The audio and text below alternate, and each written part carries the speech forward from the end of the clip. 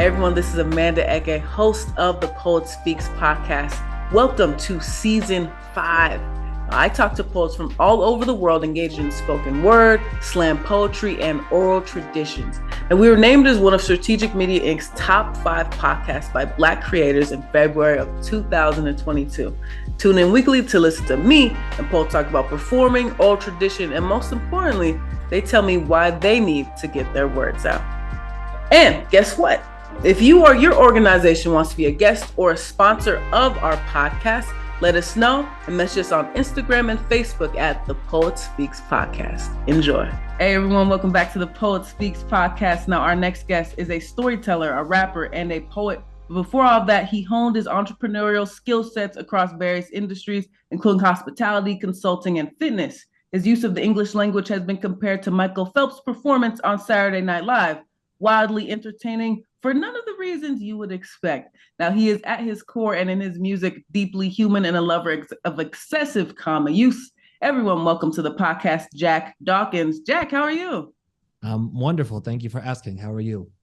Absolutely. I'm doing great. So happy to have you on the podcast. Well, first, before we begin, tell us, where are you located in the world right now? Right now, I am in Boulder, Colorado, originally from the East Coast, but have slowly migrated west over the last 10 years. Wow. Okay, Boulder, Colorado. Now tell us, you're originally from the East Coast. So where'd you grow up? So I grew up an hour north of New York City in Westchester, with sort of that area being home. And then I lived in Chicago for 9 years and now Colorado. So like literally bunny hopping my way as I go. No way. Westchester. I did, for one summer of my life, I did an internship. It was for a New York Youth Orchestra in New York. They stayed at Purchase College.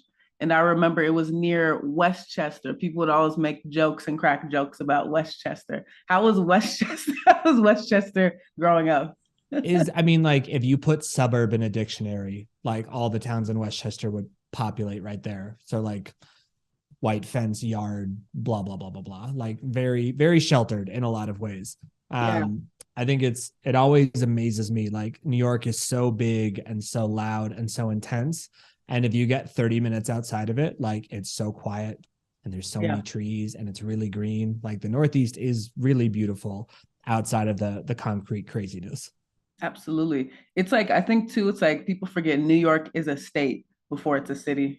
It's like a big ass state before it's a city. So there's so many different kind of ins and outs, suburbs, little rural, non-rural. I mean, there's so much to go off of in New York.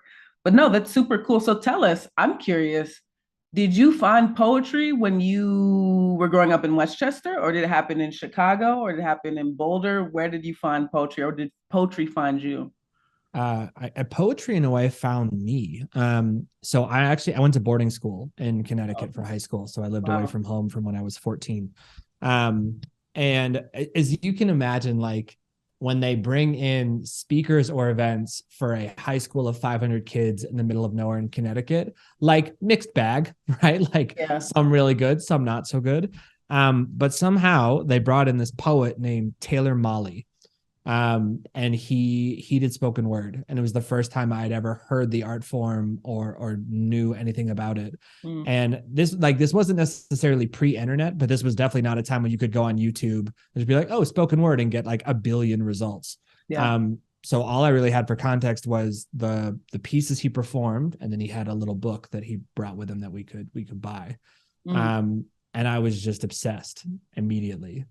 The art form just immediately resonated with me. And then after about a year, I started writing my own pieces. I did them at like the school talent show. It was like, again, small sample size, but people were super receptive.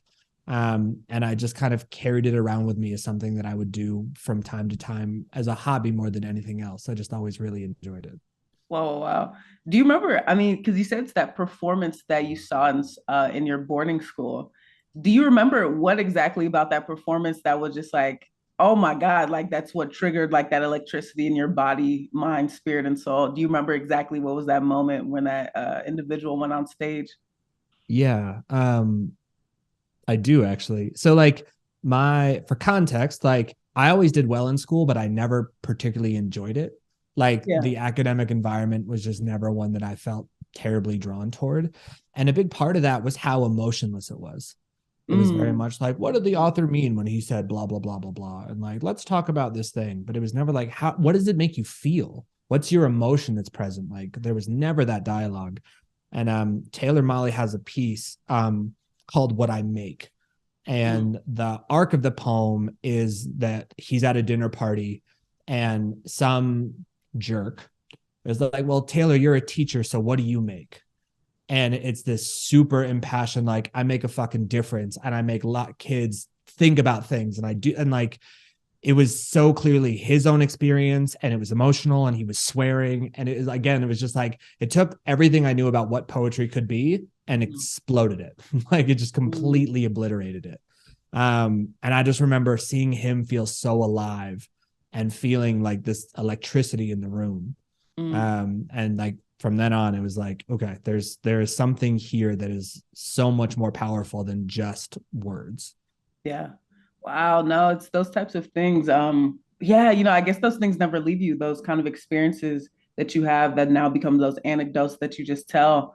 Wow, no, that's pretty impressive. So kind of now kind of gathering from that, poetry found you in that moment with in boarding school, someone coming to perform. So let's kind of take a look at your trajectory of where your career has gone. So you first, now as per, your biography, on your website, you went from being a stay-at-home dad to now an entertainer. So tell us a little bit about how that journey has kind of conglomerated. I know a lot of stay-at-home parents. I know a lot of people that they are stay-at-home parents, whether they become freelancers on the side and they continue that journey maybe to school, all those things. Tell us a little bit about that journey from being a stay-at-home dad to now kind of this whole artistic journey that you've been on. Yeah, it's been a ride. Yeah. Certainly. And I think the best way I can describe it is that it's been really iterative. um so like the short long version, I started my career in restaurants and I did that for almost a decade, and I worked every position there is to work: bartender, manager, owner, dishwasher, take your pick. I did it.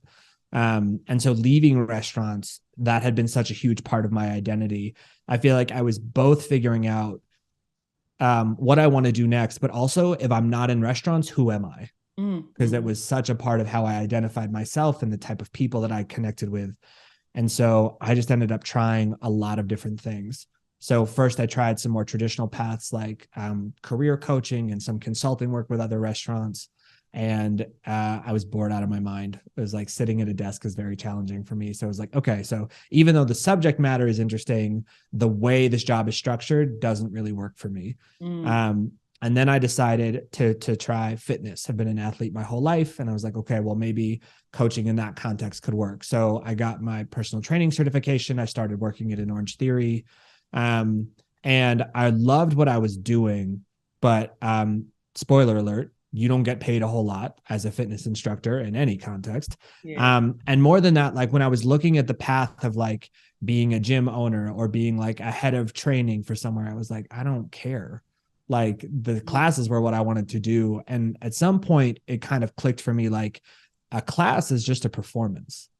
Like as your job to just be a source Mm-hmm. of inspiration for these people for 60 minutes and to bring an energy that makes them want to push beyond what they could do if they were just at home. Yeah. And I loved bringing that energy and creating that space. After doing the fitness stuff for about a year, so I was in Chicago at the time. Are you familiar with Second City? No, not really. So Second City is like an improv institution. It's like Mm. nationally recognized. It feeds a lot of people into Saturday Night Live. A lot of people move to Chicago just to go there. Wow. And for like normies like me who weren't going to do the full program, they would do one-off classes, and they had one on storytelling. Mm. Um, and I had actually wanted to sign up for one on stand-up, and it was full, so I ended up in storytelling. And it was kind of like the poetry thing. Like I just sort of fell in love with it, and loved learning about how to use language and timing and pacing and hand gestures and all these different tools to kind of bring someone through this narrative arc.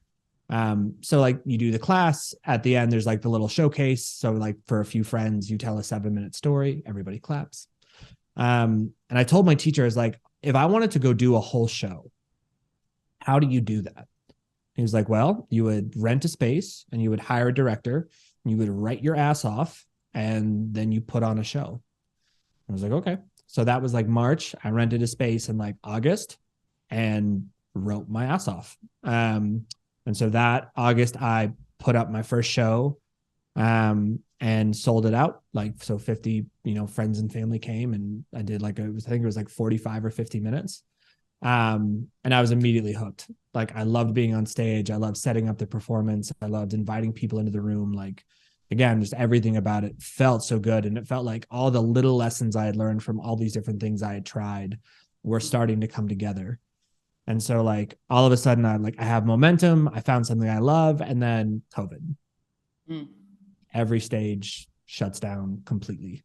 And I tried storytelling over Zoom. It was a fucking nightmare. Sorry, could I swear? Yeah. Yeah, you can swear. I should probably check. I have tendency to drop F-bombs. So like that didn't work out. And I tried online poetry and online stand-up, and I tried a bunch of things, and just like not being able to make eye contact and connect and feel the energy in the room was just killing me. So I was kind of left with this question of like, well, how can I tell stories, but do it in a way where when people consume it, they can do it digitally and still feel connected to the story? I was like, well, music. Like, we all walk around with thousands of stories in our pocket every day.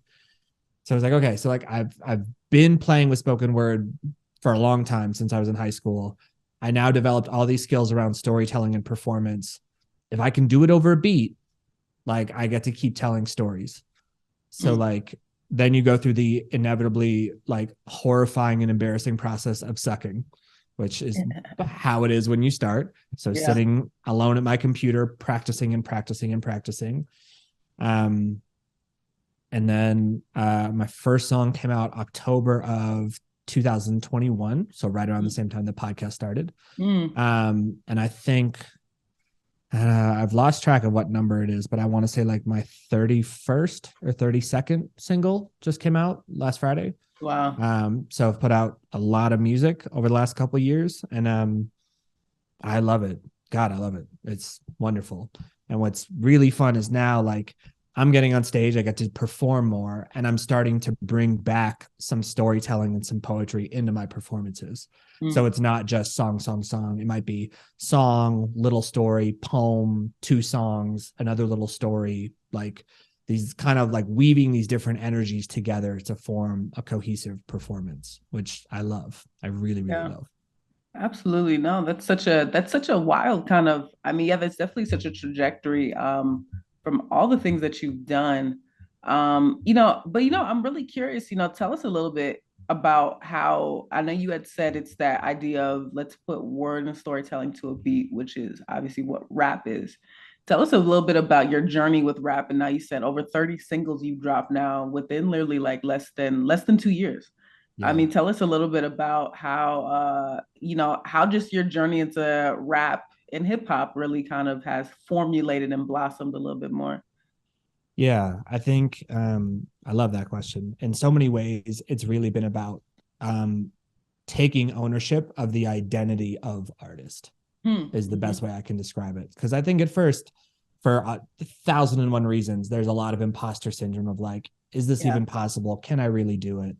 And there's also the inevitable like, putting out your first song is terrifying, and it feels like such a big deal. And like, so you get it recorded and mixed and mastered, and you make the artwork and you get your social media shit ready, and then you put it out and no one cares.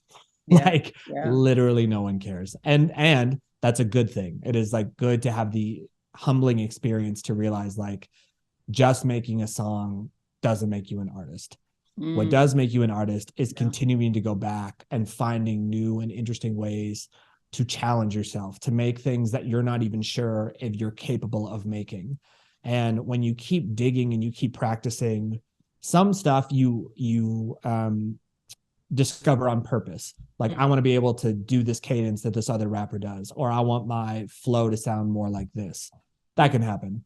The other thing that happens is you start to find your own voice, which like, I don't even know if I could describe for you, but I know that every time I make a new song, it becomes more ingrained and more like, it's almost like there's a vocal fingerprint.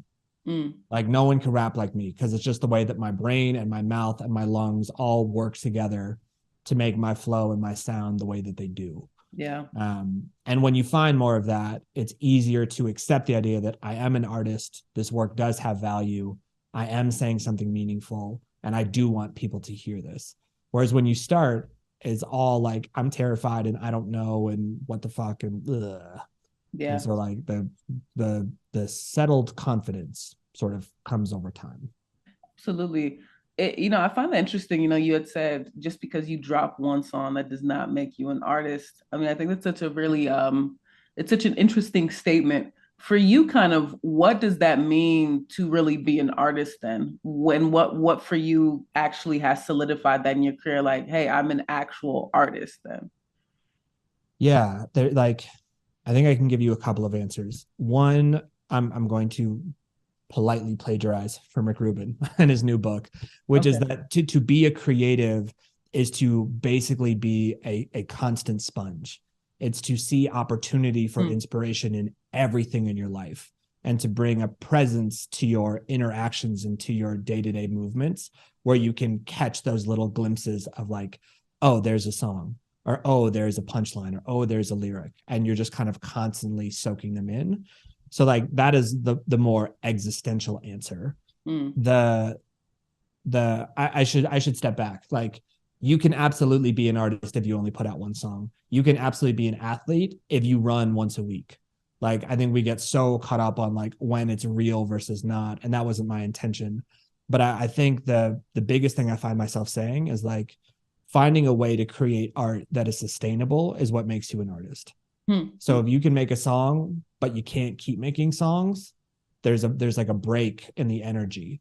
And so whenever, not that a lot of people ask me for advice, and if some advice I would give to anyone who's thinking about starting something artistic, whether it be painting, music, etc., don't look for success, look for sustainability, because so many people burn out and quit. And so if you can just stick around and keep doing it, you will get better and you will find your opportunities by just being there for long enough.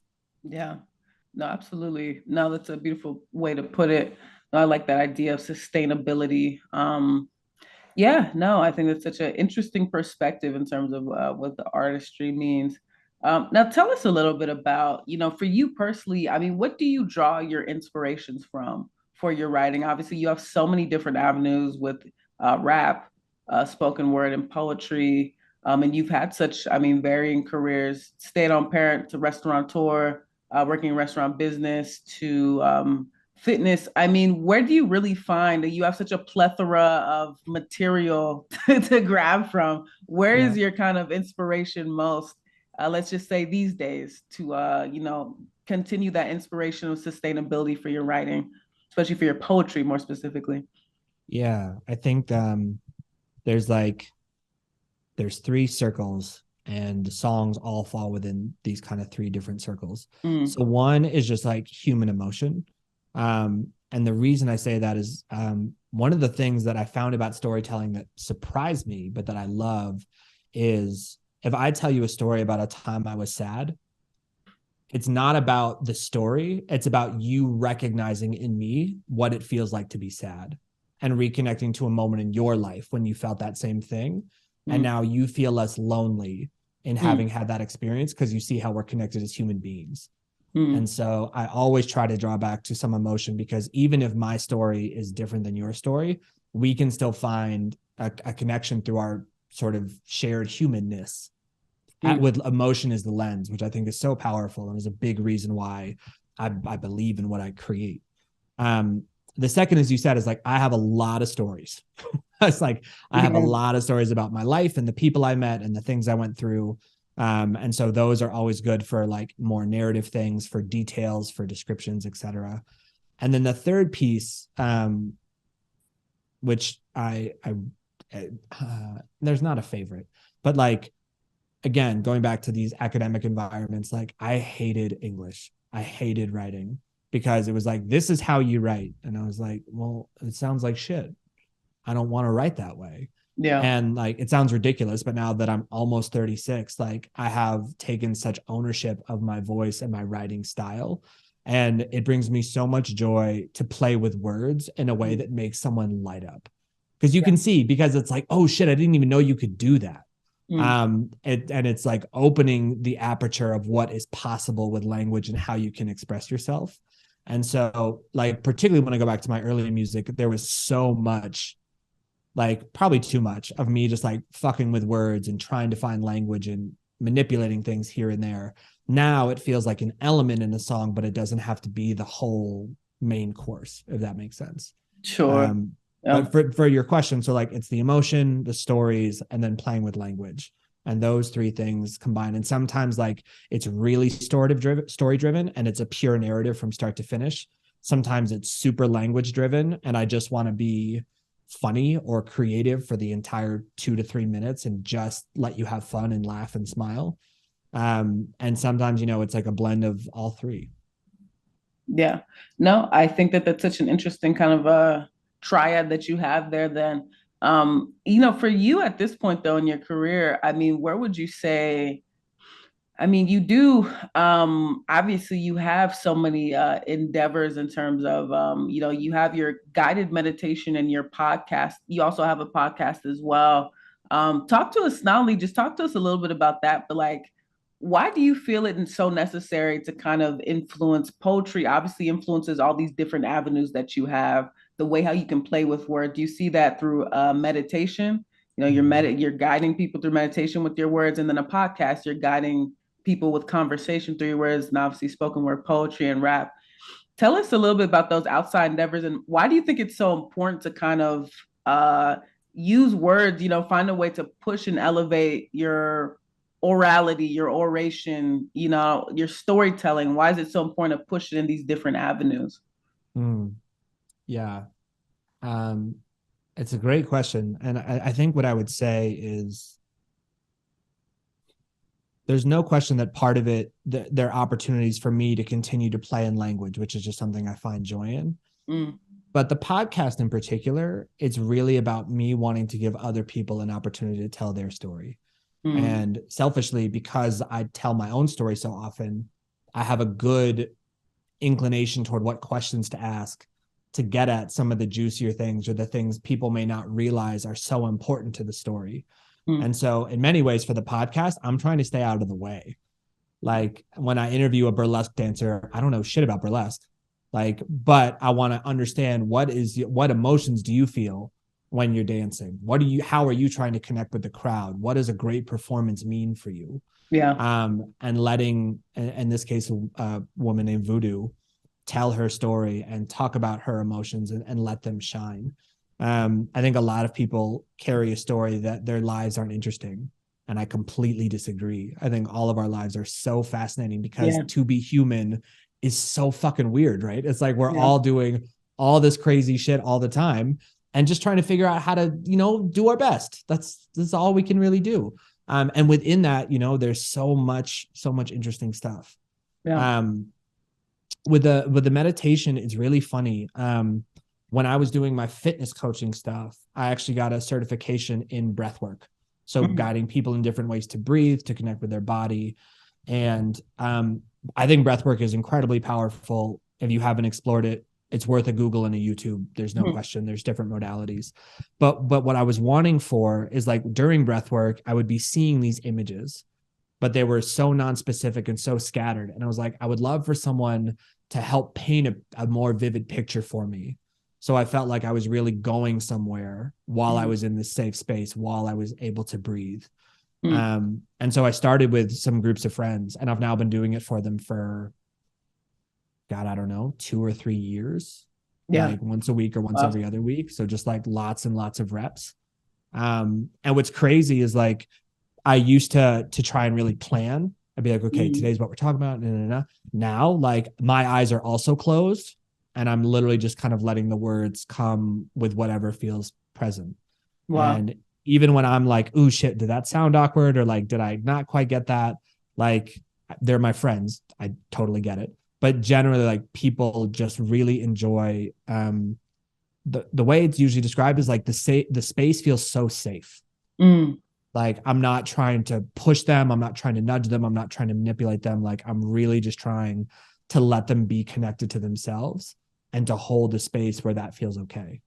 Yeah. And frankly, like, I think that's something I wish more people had access to, because I think it's calming, it's very centering, like, and in a chaotic world that we live in, like, I think everyone can benefit from just like a little. Yeah, that's such a interesting point. I feel like in terms of like let's say breath work, I know I've been kind of recently turned on to meditation and yoga. I didn't even realize how much like the breathing is kind of like the center of your whole entire being. And it's Yes. like off if you can't breathe well, you're gonna have such bad anxiety. Like a lot of that comes from how can you balance that breathing to really kind of accommodate your whole body to like alignment. And it's no, I highly recommend like guided meditation for people. I mean, like yoga, like those types of forms, because it really does make you kind of think it organizes your thoughts in a way that you didn't think you could organize them. I know for me that's been a Yes. big thing. So I completely agree with you. Like if you could give that to everybody, I mean, in some way or the other, I would in a present form. I mean, yeah, that really what kind of I'm curious though for you, what really got you into kind of I think, when people hear, I mean, going from poetry to guided meditation now, it kind of does fit though. I mean, people would Totally. definitely agree. If you have a voice to do poems, I mean, screw it. Why not do why not do guided meditation? What Yeah. kind of what really kind of gathered you to start doing that? I think people would find that just very interesting. What really was the kind of like a pushing point for you to be like, I really want to explore this art form? Oh, good question. Um, I think it's two things. Like, so a big part of the reason why I love restaurants is because your whole job is to take care of people.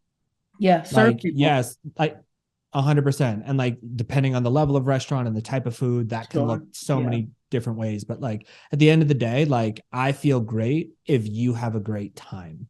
Mm-hmm. Like, if you didn't fuck with the food, like, eh. Like, but if you leave feeling like you were cared for and it was Yeah. fun and you just got to not worry about anything for 2 hours, and that's something I provided for you, like, that makes me feel great. Like, there's a high associated with that that's very hard Yeah. to describe. And so when I was doing my like wild wander through all the different things, I was in the mind of service, but I got really caught up in this idea of like service versus value. Mm. And so I was like, how do I bring value? Because that's how I serve people, right? So it's like, how do I sound smart? How do I provide solutions? How do I Yeah. fix problems? Blah, blah, blah, blah, blah. Mm. And the truth of the matter is, like, restaurants don't fix anything. No No. one was like, fuck, I couldn't have eaten, but thank God there was a restaurant here. It's like, no, like, you chose to do this. And Yeah. so the way I serve you is less about solving a problem and more about just creating, again, a space or Mm. an experience where you feel important. Like, Mm. I think a lot of people, it just feels so good to feel important. Yeah. And Yeah. and so with the meditation space, I feel like that's what I'm doing. I'm just telling people that their breathing matters, and that the fact that they're here matters, and the fact that they're taking time for themselves matters. And I'm grateful because it allows me to do something that I really love. Yeah. And it feels like reconnecting to some of that restaurant energy of like, I'm just here to serve. Yeah. Like, and again, Mm. I kind of want to just be out of the way and let whatever intuition gives me as guidance Yeah. take the Man, I wheel. think that's such a beautiful quote though. I mean, like, I service to others, but you're differentiating how do I bring value to others? That's such a powerful thing. And I really do wish if more people kind of have that empathetic viewpoint on the world, we would live, as cliche as it sounds, we would live in a much better world. What There's service am no I doing to question. others and what value am I bringing to others? For you, I'm just so curious, how did you find yourself doing that? I mean, really, a lot of people I think struggle with that. There's so many things, caveats to service because, people maybe they've been through traumatic experiences. It's like, well, if I give this to you, what am I getting in return? Am I being used? How did you even find yourself in that type of realm where you can have that type of confidence to kind of really be like, how can I bring service to others while also bringing value to others? How did you find yourself in that kind of mindset and mind space? Yeah, I think it's funny. I think the term selfless gets misused a lot because I Mm, think what people try and do is like, I'm going to sacrifice all of myself Yeah. and give myself to this idea or to this person because that's noble. No, that's fucking, I don't want to be overly dramatic. It's like, that's not going to last. It's not Yeah. going to go well. Absolutely. Because if you abandon yourself, again, going back to the idea of sustainability, you'll never be able to keep that up. And now you've created a relationship or a contract or a relation or a situation predicated on you being a way that you cannot be. Yeah. And so that's not going to work. And so for me, like the idea of selflessness has to start from a place where like you as an individual are whole and where you are finding access to self-love. And so again, like if you look at my arc, like in restaurants, I started when I was 22. I didn't know anything. Like no one knows anything when you're 22. And so all I knew that I had to do was like just show up and be really nice. And like I wasn't sacrificing much because like you don't have a life at 22. No kids, no relationship, no like, you know, I was making enough money. Like I could pay my rent. You like, spoiler alert for people who are graduating college soon. When you work in restaurants, you eat and drink better than most people within a 10-year age range of you. I ate really well during those years and I learned a ton about wine. Like it was a great experience for me. After going to business school and leaving restaurants, I got stuck in this place where I wasn't okay because I was like, I don't know how to help people. So now I'm going to sacrifice myself or I'm going to create this product and it's going to add value and we're going to make an exchange so I can make sure I make money. And like, it just got so convoluted, so convoluted. When I started to get back into storytelling, and again, when people would come up to me and share like that story you told made me think of a memory I haven't thought about in 10 years. I was like, again, it was like, there's no monetary exchange. I didn't do it to make that happen. Like I did it because I love telling stories and because I love how I feel when I'm on stage. The byproduct of that is you receive that experience in a way that makes you feel really good. And I was back into that restaurant space of service. Yeah. And so for the last couple of years, and it's not always been easy, I try to stay connected to my own self-love and to my own belief in self. Because if I'm creating from that place, when people receive it, it's a gift. It's not an exchange. Absolutely. No, that's powerful. Yeah, when people receive it, because you're tapping in from that self-love, when people receive it, it's a gift from you to them. And there's no type of there's no type of stress or hesitation. It's you giving fully with expecting nothing to receive. So no, that's a beautiful thing. Yeah. Absolutely. Geez. Wow. Dropping gems over here, man. trying to. Now tell us a little bit about kind of now that we're, got a little bit of experience from your career, looking back on everything that you've done to kind of conglomerate to where you're at now. I mean, I do have to wonder, what is your favorite kind of storytelling aspect at this point now?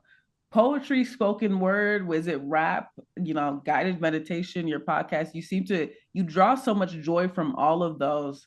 Even though this is the Poet Speaks, for you, what really is now the art form that you're like, this is, or is it all of them that you've tapped into? I think it definitely is all of them. I enjoy all of them. And what's fun is like different emotions and different stories fit better in different spaces, right? Like there's an energy I can bring to rap that is different than just storytelling. Like I don't love necessarily telling stories about anger because I think like the space is too empty. But with rap, like because there's a soundscape and because like there's a context in which aggression can fit and people don't feel like you're mad at them, they're with you in your anger. They can feel that emotion. This is just one example. Not all my songs were angry, but that's an option.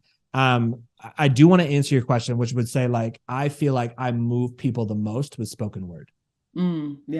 Especially if I do it at a show where like I'll do some rap and like, whatever. Everyone likes to flex a little bit. So I have some songs that are particularly wordy or really fast. And, like, okay, cool. So you get the crowd to be like, okay, he can rap. That's awesome. And then you start to take them somewhere and they're like, this is different, but okay. Like he's good. So let me follow him. And then I get to the spoken word and it just hits so much harder. Cause again, like the space is empty. So there's no beat, there's no bass. Like it's just quiet. And venues aren't usually quiet. Mm. And so what you see is like, so people watching are watching, people in the back start to turn. The bartender starts to look because people are like, what is he doing? And then if you have that moment and you capture that attention, like, ooh, the feeling in the room is really, really special. Yeah. So I think like spoken word right now is the way where I feel like when people leave, that's what they talk about. That's where like, I've never seen anything like that. No, absolutely. You make such a good point. That's kind of one of the beauties of spoken word poetry. There is no beat to save you. You know what I mean? If you really think about that, there is just complete, for the most part, it's just complete silence Yes. from you versus the audience. And if you can really capture their attention in that silence, it's really making you think. And it's really, like you said, venues, they're not used to being quiet.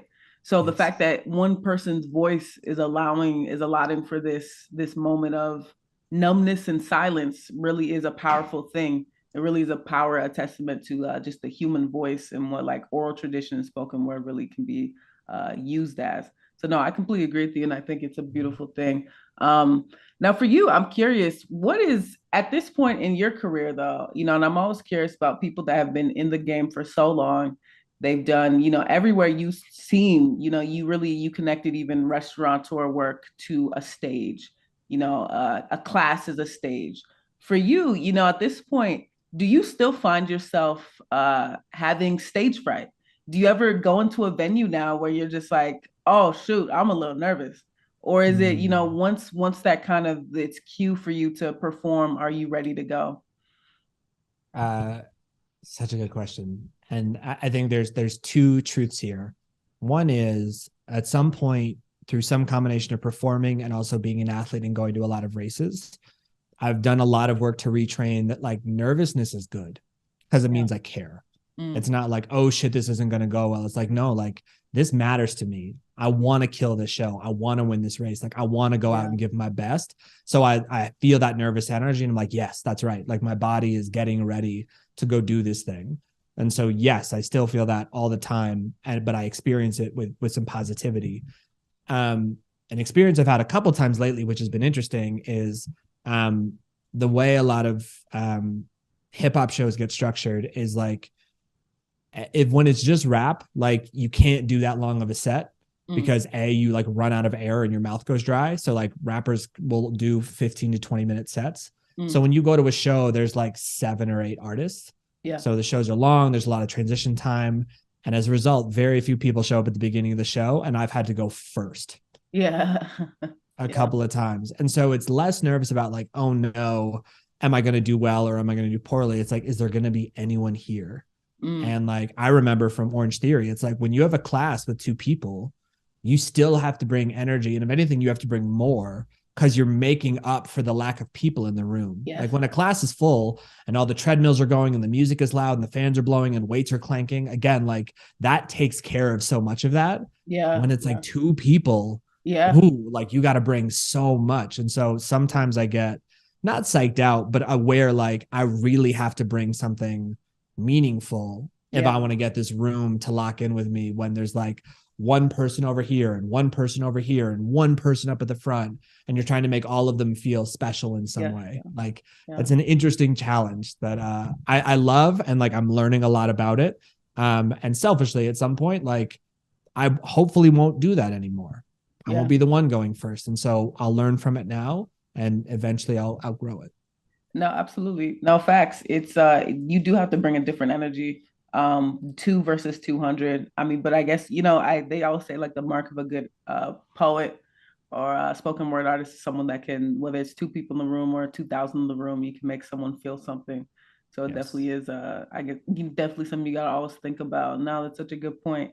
Um, Wow, no, this has been an amazing conversation so far. And just, Jack, just you drop gems throughout. It's been such a wonderful thing to learn about your life's work, why you do what you do, why you love what you do, and just from your career journey to where you are now, it's really a testament to, like you said, maintaining that artistry. So really appreciate it. Now we have one final question for you before we wrap up. We ask every guest on the Poet Speaks podcast, Jack, why do you need to get your words out?